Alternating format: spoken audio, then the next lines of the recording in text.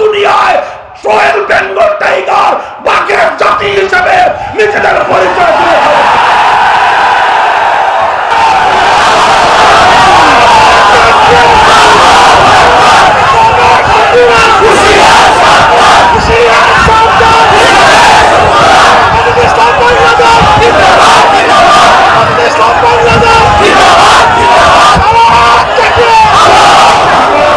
এটাই বাংলাদেশের পরিচয়, এটাই বাংলাদেশের পরিচয়।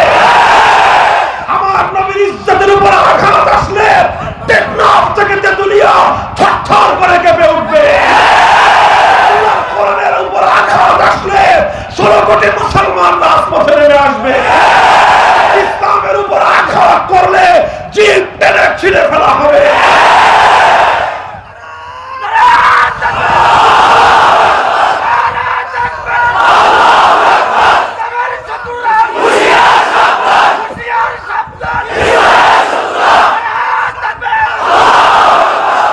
হ্যাঁ মুসলমান, এদেশের এই পরিচয় মুছে ফেলার ষড়যন্ত্র চলতেছে। এদেশ ইসলাম নিয়ে গৌরব করে। সারা পৃথিবীর সমস্ত জাতি এবং রাষ্ট্রগুলোর মধ্যে একমাত্র বাংলাদেশ, যার রাজধানী ঢাকা, সেই ঢাকার শহরের বিশ্বময় পরিচিতি হলো মসজিদের নগর। এটা হলো বাংলাদেশের পরিচয়, এটা হলো বাংলাদেশের অহংকার। আমার এই মসজিদের নগরের পরিচয় মুছে ফেলে এটাকে তোমরা ভাস্কর্যের শহরের পরিচিতি দেবে, মসজিদের মুসল্লিরা বরদাস্ত করবে না। এই অর্জন আমাদের একদিনের নয়, এটা 1000 বছরের অর্জন। আমাদের পূর্বপুরুষরা জীবনের বিনিময়ে, রক্তের বিনিময়ে এক একটা মসজিদ গড়ে তুলেছে। এই ঐতিহ্য এত সহজে মুছে ফেলতে পারবে না ইনশাআল্লাহ। মুহতারাম হাজিরিন, আমি বলতে চাইছিলাম আল্লাহর রাসূল সাল্লাল্লাহু আলাইহি ওয়াসাল্লামের ইজ্জতের এমনই শান, নবীজির মর্যাদার এমনই শান। ওয়া রাফা'না লাকা যিকরাক, ওয়া রাফা'না লাকা যিকরাক। আমার আল্লাহ বলেছে, ওগো আমার হাবিব, সারা দুনিয়ার বেঈমানের দল চেষ্টা করুক আপনার ইজ্জতকে ভুলণ্ডিত করতে, আমি আল্লাহ ঘোষণা দিলাম কিয়ামত পর্যন্ত আপনার ইজ্জত শুধু বুলন্দই হতে থাকবে। মুহতারাম হাজিরিন, এজন্য যারা আল্লাহর নবীর ইজ্জতের সপক্ষে দাঁড়াবে, আল্লাহ তাদেরও সম্মান বৃদ্ধি করে দিবেন। আমাদের বাংলাদেশের সম্মান আল্লাহ বৃদ্ধি করে দিয়েছেন। বিশ্ব দরবারে বীরের জাতি হিসেবে বাংলাদেশের নতুন খেতাব অর্জন হয়েছে। বিশ্ব দরবারে বাংলাদেশকে মানুষ নতুন ভাবে চিনতে পেরেছে, জানতে পেরেছে। এই জাতি হলো তাওহীদের আমানত পক্ষে ধারণ করা জাতি। এই জাতি হলো আশিকে রাসূলের জাতি। এই জাতি হলো নবীর ইজ্জতের হেফাজতের জন্য অকাতরে বুকের রক্ত দেওয়ার, জান কুরবান করার জাতি।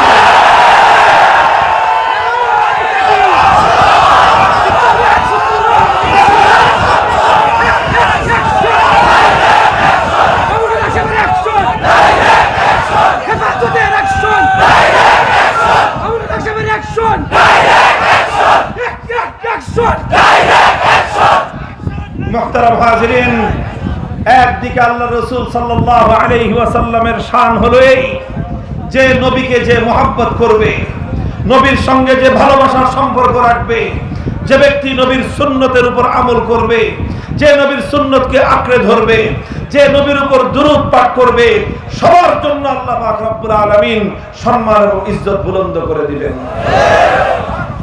মুহতারাম হাজিরিন, নবীর উপর দুরূদ পাঠ করা দরকার বেশি বেশি আরেকটা কারণে। একটা হলো যে নবীর হৃদয়টা বড় আঘাতে আঘাতে জর্জরিত।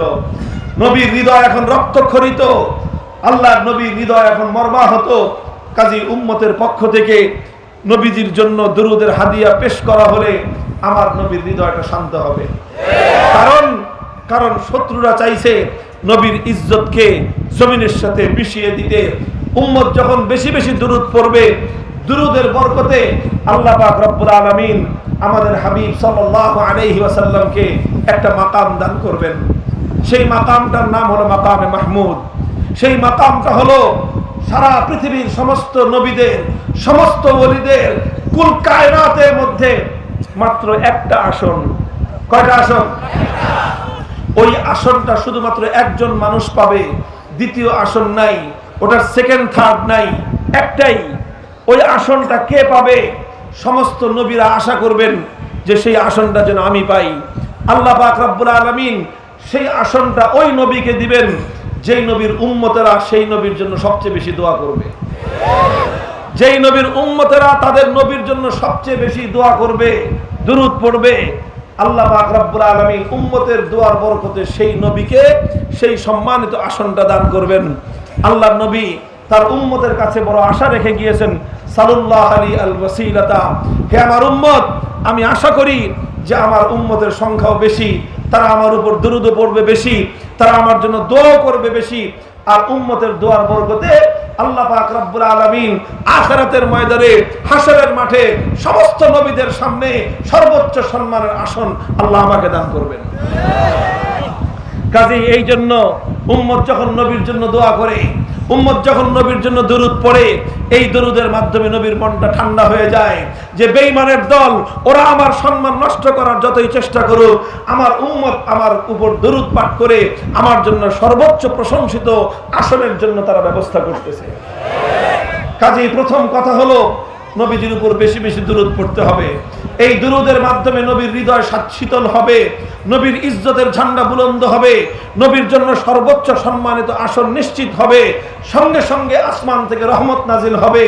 আল্লাহর রাসূল বলেছেন, মান সাল্লা আলাইয়া ওয়াহিদাতান সাল্লাল্লাহু আলাইহি আশরান, নবীজির উপর একবার দুরূদ পড়লে আল্লাহর পক্ষ থেকে কমপক্ষে 10টি রহমত বর্ষিত হয়। আজকে এই ভাইরাস সহ বিভিন্ন বিপদ আপদ থেকে মুক্তির জন্য আল্লাহ পাকের রহমতের দরকার আছে না নাই? একদিকে হলো এজন্য আল্লাহর রাসূল সাল্লাল্লাহু আলাইহি ওয়াসাল্লামের ইজ্জতের ঝান্ডা সমুন্নত করবার জন্য, নবীর সম্মান এবং মর্যাদাকে বুলন্দ করবার জন্য নবীকে মহব্বত করতে হবে, নবীকে ভালোবাসতে হবে, আর নবীর উপর দুরূদ পাঠ করতে হবে। আর যারা নবীর দুশমন, আল্লাহ পাক নবীর ভালোবাসার উসিলায় মানুষের সম্মান বুলন্দ করে, আর যারা নবীর সঙ্গে দুশমনী রাখে, ইতিহাস সাক্ষ্য আল্লাহ পাক রব্বুল আলামিন ওদেরকে নির্বংশ করে দেন। নবীর দুশমন নির্বংশ হয়ে যায়। আল্লাহর কোরআন সাক্ষী, ইন্না শানিআকা হুয়াল আবতার, ইন্না শানিআকা হুয়াল আবতার। ও আল্লাহর হাবিব, কিয়ামত পর্যন্ত যারাই আপনার দুশমনের কাতারে দাঁড়াবে সবগুলোকে আমার আল্লাহ নির্বংশ করে দিবে। ম্যাক্রন, তোমার জন্য সতর্কবাণী, নির্বংশ হয়ে যাবে। ফ্রান্স খান খান হয়ে যাবে ইনশাআল্লাহ। পারস্য সম্রাট আল্লাহর রাসূল সাল্লাল্লাহু আলাইহি ওয়াসাল্লামের চিঠি পাওয়ার পর নবীজি পারস্য সম্রাটের কাছে চিঠি পাঠিয়েছিলেন।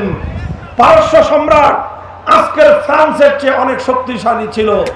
পৃথিবীর সুপার পাওয়ার, সারা দুনিয়ার দুই শক্তি রোম আর পারস্য, তার মধ্যে বড় শক্তি ছিল পারস্য সাম্রাজ্য। আল্লাহর নবী যখন পারস্য সম্রাট কিসরা হুরমুজের কাছে ইসলামের দাওয়াত দিয়ে চিঠি পাঠালেন, এই কম্বক, এই বেয়াদব, এই অসভ্য, এই কুলাঙ্গার চিঠি পাওয়ার পর দাওয়াত কবুল করবি না ভালো কথা, আমার নবীর চিঠিটা ছিঁড়ে টুকরো টুকরো করে ফেললো। নবীর চিঠি ছিঁড়ে টুকরো টুকরো করে ফেললো। সংবাদ যখন আল্লাহর নবীর কাছে আসলো, নবীর হৃদয়ে আঘাত লাগলো। নবীজি আল্লাহর কাছে বললেন, আইয়ুমাজ্জাকু কুল্লা মুমাজ্জাকিন, ওগো আল্লাহ, যেই বেয়াদব তোমার হাবিবের চিঠি টুকরো টুকরো করে ফেলেছে, তুমি ওকে আর ওর রাজত্বকে খান খান করে দাও। বেশি দিন লাগে নাই, খুব বেশি দিন যায় নাই, পারস্য সম্রাট কিসরা হুরমুজ, হুরমুজের ছেলে শিরুয়া আশিকা আলা ইমরাতি আবি, নিজের বাপের একটা বউ ছিল জুয়ান, ওই জুয়ান বাপের বউয়ের উপর আশেক হয়ে গেছে। পোলায় বাপের বউরে বিয়ে করতে চায়। এখন বাপ বেঁচে থাকলে বাপের বউ নিজের প্রেমিকা করে পাওয়া যাবে না, কি করতে হবে? এবার পথের কাঁটা দূরে সরাও। ছেলের হাতে বাপ খুন হলো। পারস্য সম্রাট নিজের সন্তানের হাতে খুন হয়ে গেল। সন্তান বাপকে খুন করে টুকরো টুকরো করলো। আল্লাহর হাবিবের চিঠিকে এই গুস্তাখ যেভাবে টুকরো টুকরো করেছিল, আল্লাহ পাক ওর সন্তানকে দিয়ে ওর লাশকে টুকরো টুকরো করেছেন, ওকে ছিন্ন ভিন্ন করে আল্লাহ পাক রব্বুল আলামিন নগদের উপর শাস্তি ধরায় দিয়েছেন। এখানেই ক্ষান্ত হয় নাই, এখানেই ক্ষান্ত হয় নাই। পারস্য সম্রাট হুরমুজের ছেলে শিরোয়া নিজের বাপকে খুন করলো। খুন করার পর এবার বাবার সেই বউ, নিজের প্রেমিকা নিজের হাতে চলে আসলো, ক্ষমতার সিংহাসন দখল করলো। চিন্তা করলো সিংহাসনকে আবার যেন কেউ বিদ্রোহ করতে না পারে, এজন্য নিজের যতগুলো ভাই ছিল সবগুলো ভাইকে খতম করলো। সব ভাই শেষ করে দিয়ে, খতম করে দিয়ে অপ্রতিদ্বন্দ্বী হিসেবে এবার সিংহাসন দখল করলো। পথে আর কোনো বাধা নাই। বাপকে মারছে, ভাইদেরকে খুন করছে। বাপের বউ নিজের প্রেমিকাকে নিয়ে এবার সুখে শান্তিতে সিংহাসন চালাবে, এনজয় করবে, আনন্দ করবে, উল্লাস করবে, ফুর্তি করবে। এই হলো তার ব্যবস্থা। বাপে ব্যাপারটা আগে থেকে টের পেয়েছিল যে পোলার নজর খারাপ, পোলার চোখের দৃষ্টি খারাপ, এটা বাপে টের পেয়েছে আগেই। বুঝতে পারছে, আশঙ্কা করেছিল যে পোলা এরকম কিছু একটা ঘটাইতে পারে। এই জন্য সে আগে থেকে পোলার জন্য একটা বিকল্প ব্যবস্থা রেখে গেছে। কি ব্যবস্থা? নিজের যে খাস কামরার মধ্যে বিশাল দাওয়াখানা থাকে, আগেকার বাদশাদের যুগে রাজা বাদশাদের এরকম বিভিন্ন ঔষধ থাকতো, দাওয়া থাকতো। সেই ঔষধের ঘরের মধ্যে, দাওয়াখানার মধ্যে আলমারির মধ্যখানে একটা বড় বোতলের মধ্যে মারাত্মক ধরনের বিষ, ওটা ঢেলে ওই বিষের বোতলের উপরে লেবেল লাগাই দিয়েছে মুকাব্বিলিল জিমা, যৌন শক্তিবর্ধক। কি লিখছে? এটা হাসির কথা না, এটা ইতিহাসের কিতাবের মধ্যে, সমস্ত হাদিসের সরা ব্যাখ্যা গ্রন্থের মধ্যে কথা লিখেছে। মুকাব্বিল জিমা লিখে যৌন শক্তি বর্ধক এই লেবেল লাগায় দিয়ে ওটা রেখে দিছে। পোলায় যখন এই সব কাহিনী টাহিনী করে সব ভাইদেরকে খুন করছে, বাপকে খুন করছে, বাপের বউকে দখল করছে, সিংহাসন দখল করে এখন মৌজে দিন কাটাবে, ঘুরতে ঘুরতে সেই বাপের দাওয়াখানায় ঢুকছে। দাওয়াখানায় ঢুকে দেখে যে কোনো কিছু পাওয়া যায় কিনা। যখন আলমারি খুলছে দেখে একেবারে চোখের সামনে যা চায় তাই, কলিকাতা হারবাল সেন্টার খোলা। ওখানে একদম বড় করে লেখা, কি লেখা? যৌন শক্তি বর্ধক। কয়টি তো দরকার আমার, বাস আর কোনো চিন্তা ভাবনা নাই। ওটা নিচে আর গট গট করে পুরা এক বোতল খেয়ে ফিনিশ। ওই যে ইন্দুর মারার বিষ বেঁচে যে কয় জায়গায় খায়, জায়গায় ব্রেক। ওইখানে খেয়ে ওখানেই ব্রেক, শেষ, ওখানেই শেষ। গোটা রাজবংশে আর কোন পুরুষ সন্তান নাই। সন্তানের হাতে বাপ মরছে, ভাইয়ের হাতে ভাই খতম, এবার বাপের পাতা ফাঁদে সন্তান খতম, গোটা বংশ শেষ। ছিল একটা মাইয়া, শিরোয়া, একটা মেয়ে বুরান বিনতে শিরোয়া। এবার রাজ দরবারের নীতি অনুযায়ী রাজ পরিবার থেকেই সিংহাসনে বসতে হয় কেউ, ওই ছোট মেয়েকে বসায় দিয়েছে সিংহাসনে। খবর শুনলেন আল্লাহর নবী। আল্লাহর নবী বললেন, লা ইউফলিহা কওমুন ওয়াল্লাহু আমরাহুম ইমরাতান। আমার চিঠির সঙ্গে তোমরা গুস্তাখি করেছো, তোমাদের সম্রাট এই সিংহাসনের দম্ভে আমি আল্লাহর নবীর চিঠির সঙ্গে বেয়াদবি করেছে। এর অভিশাপ এখনো শেষ হয় নাই।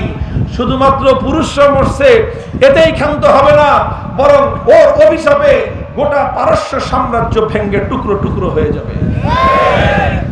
খান খান হয়ে গেছে সম্রাট এবং তার বংশ নির্বংশ হয়েছে, তার রাজত্ব ভেঙ্গে টুকরো টুকরো হয়ে গেছে।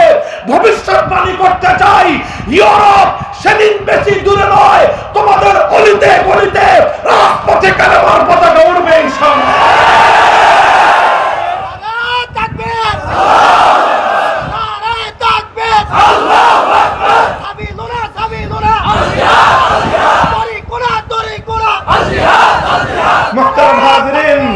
গোটা ইউরোপে খ্রিস্টানরা ব্যাপক হারে ইসলামের কালেমা পড়তেছে। শহরে শহরে ওদের গির্জাগুলো বিরান হয়ে যাচ্ছে।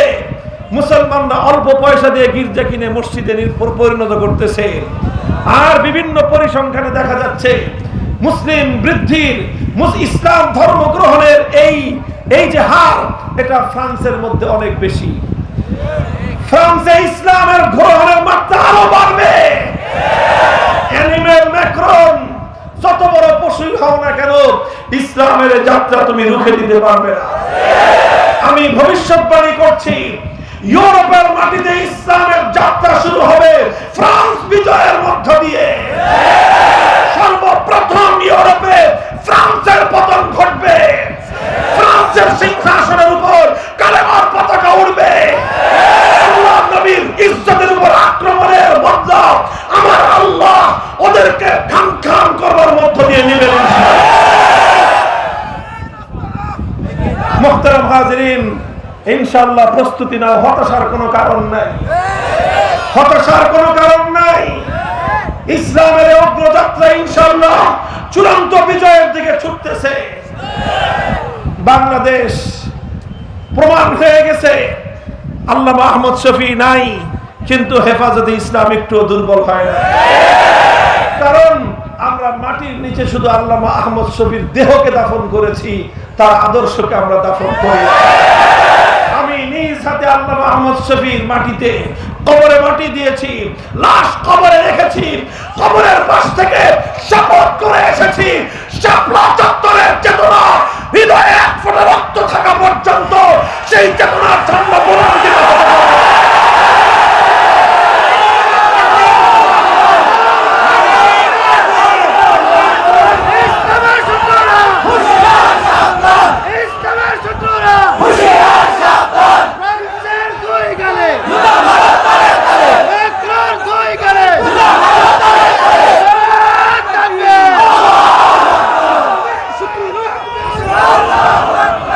আল্লাহ পাক রব্বুল আলামিন আমাদের সকলকে বুঝবার তৌফিক দান করেন।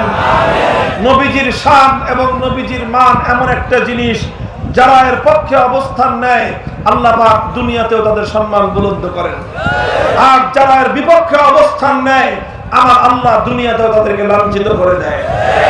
বাংলাদেশের জনগণ এই পরীক্ষায় উত্তীর্ণ হয়েছে, তারা প্রমাণ করে দিয়েছে সারা পৃথিবীতে বাংলাদেশের মুসলমান ইশকে রাসূলের ক্ষেত্রে তারা সর্বাগ্রে ভূমিকা রাখতে